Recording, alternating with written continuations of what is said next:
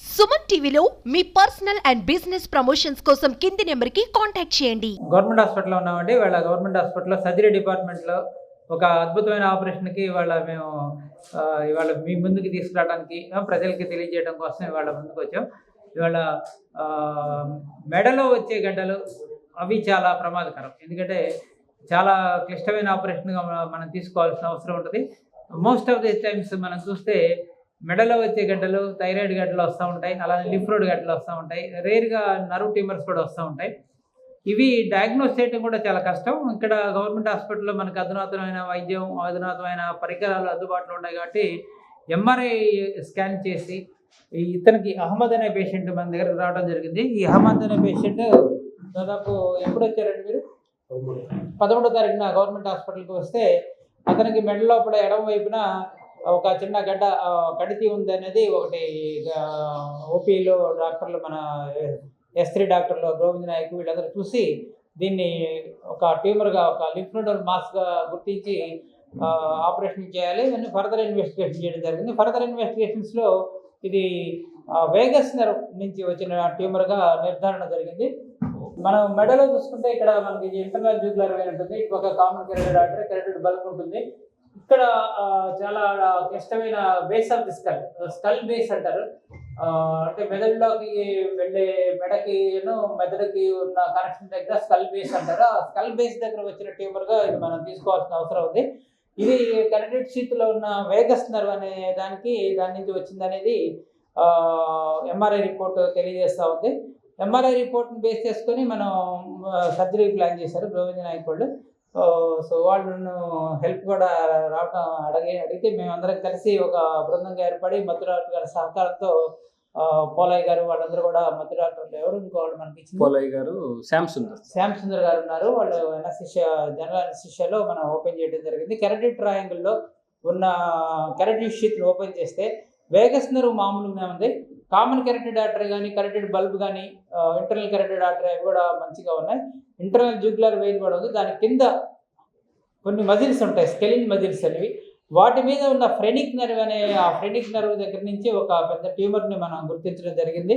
ఇప్పుడు మీరు వీడియోలో చూడవచ్చు. ఇక్కడ చూస్తే ఇది ఫ్రెనిక్ నర్వ్ నుంచి వచ్చిన ట్యూమర్గా మనం తీసుకుంటే అది ఫ్రెనిక్ నర్వ్ అనేది చాలా అరుదుగా మనం చూస్తూ ఉంటాం. అది చాలా డిఫికల్ట్గా కూడా తీసుకోవాల్సిన అవసరం ఉంది. ఎందుకంటే మెడ లోపల ఉన్న రక్తనాళాలు చాలా మేజర్ రక్తనాళాలు ఉంటాయి.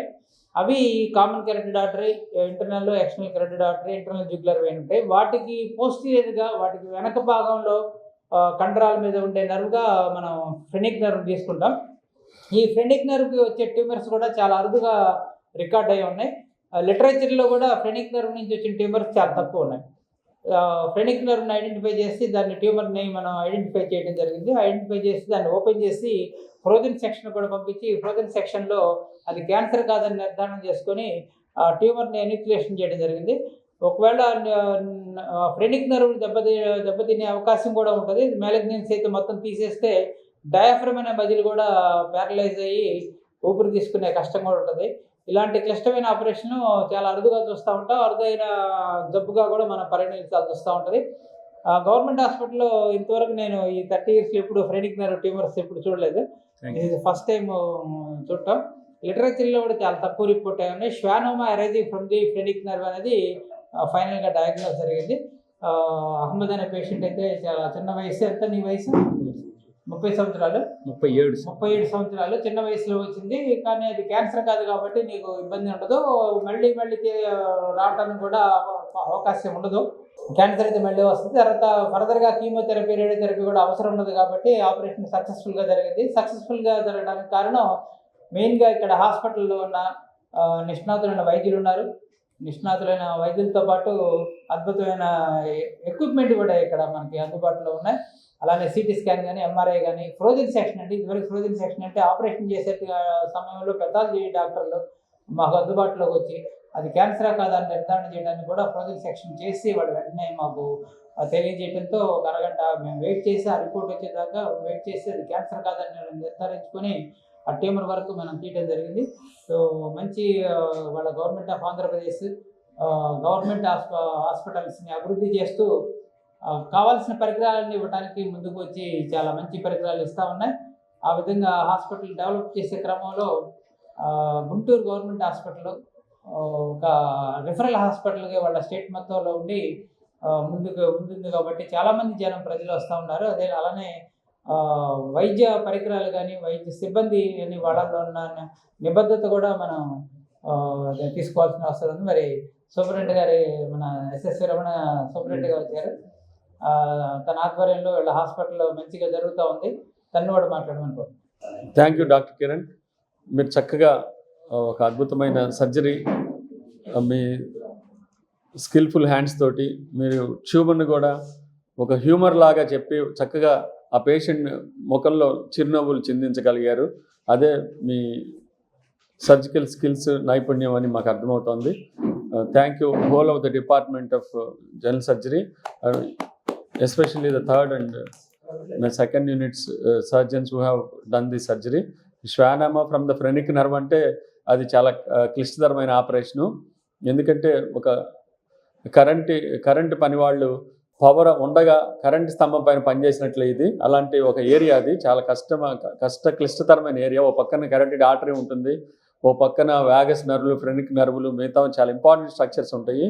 వేటిని టచ్ చేయకుండా వేటిని ఇబ్బంది పెట్టకుండా పేషెంట్ మళ్ళీ ఆ ట్యూమర్ తీసేసి పేషెంట్ చక్కగా హ్యాపీగా ఇప్పుడు నొప్పి తగ్గిపోయి వాపు తగ్గిపోయి మిగతా ఇబ్బందులు లేకుండా బయటపడటం అనేది ఒక స్కిల్ఫుల్ సర్జనే చేయగలరు. అలాంటి గొప్ప సర్జన్ డాక్టర్ కిరణ్ కుమార్ మన హాస్పిటల్ GHలో ఉంటే మనకి అందరికి గర్వకారణం. అలాగే doctor Govind Nayak third unit చీఫ్గా ఉన్నారు.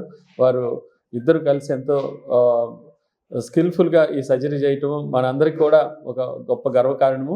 వీరందరినీ అభినందిస్తున్నాను, టీం అందరినీ కూడా. ముఖ్యంగా అనస్థీషియా డిపార్ట్మెంట్ కూడా దీంట్లో వీళ్ళు మంచిగా సహకరించి వాళ్ళు జనరల్ అనస్థీషియా ఇవ్వటం, ఎందుకంటే అనస్థీషియా ఇవ్వటం కూడా ఇక్కడ గొప్ప పనితనమేను. అలాంటి మొత్తం ఒక టీం వర్క్ చేసిన ఈ బృందాన్ని అందరికీ కూడా మరొకసారి నేను అభినందనలు తెలియజేస్తూ ఇలాంటి సర్జరీస్ ఇంకా చేయాలని మనం టీం వర్క్గా చేస్తూ ప్రతి డిపార్ట్మెంట్ని డెవలప్ చేసుకుంటూ వెళ్తూ గవర్నమెంట్ ఆశలకు అనుగుణంగా మనం నడుచుకొని ఈ హాస్పిటల్కి వచ్చే పేద రోగులకు ఇంకా మంచిగా ఉపయోగపడదామని ఆశిస్తున్నాను. Thank you for giving me this opportunity. క్లిష్టమైన ఆపరేషన్ చాలా తక్కువ మంది చేస్తూ ఉంటారు. అదే కాకుండా ఆపరేషన్ చేయాలంటే కూడా చాలా ఖరీదైన ఆపరేషన్. యూజువల్గా దాదాపు 4 lakhs దాకా ఖర్చు అయ్యే ఆపరేషన్ని మనం ఇక్కడ గవర్నమెంట్ జనరల్ హాస్పిటల్లో NTR వైద్య సేవలో భాగంగా ఒక ఇన్సూరెన్స్ కవరేజ్లో గవర్నమెంట్ ఇచ్చిన స్కీమ్ ద్వారా చేయడం అనేది పేషెంట్కి కూడా డబ్బులు ఖర్చు కాకుండా ఉచితంగా జరిగింది. సో పేషెంట్ అయితే మాత్రం హ్యాపీగా ఉన్నా. అది చెప్తే సార్ ముఠా పని చేసుకుంటా ఉంటాను. ఇట్లా పని చేసుకుంటా ఒత్తుకుని వచ్చింది. ఇట్లా ఇంటికాడ చూపించుకున్నాను. ఆర్మీ డాక్టర్ కాడ 1 వారం మెడిసిన్ ఇచ్చారు, తగ్గలేదు. పెద్ద ఆసుపత్రికి వెళ్ళి చూపించుకోయా అన్నారు. కాటూరు హాస్పిటల్కి వెళ్ళి చూపించుకున్నాను.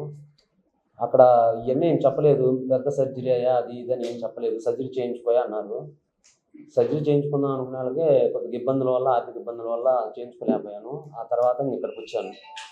ఇక్కడికి వచ్చిన తర్వాత ఒక 4 వారాలు మెడిసిన్ వాడారు సార్, తగ్గలేదు. ఇంకా లాభం లేదు, జాయిన్ అవ్వయా అన్నారు. జాయిన్ అయిన తర్వాత టెస్టులు మొత్తం అయిపోయిన తర్వాత ఇట్లా సంగతి అయ్యా, సర్జరీ బాగా ఇబ్బంది, కష్టము, పెద్ద సార్లు చేయాలి, వాళ్ళకి మేము చెప్తాము అని చెప్పి గోవింద్ సార్ చేయించారు.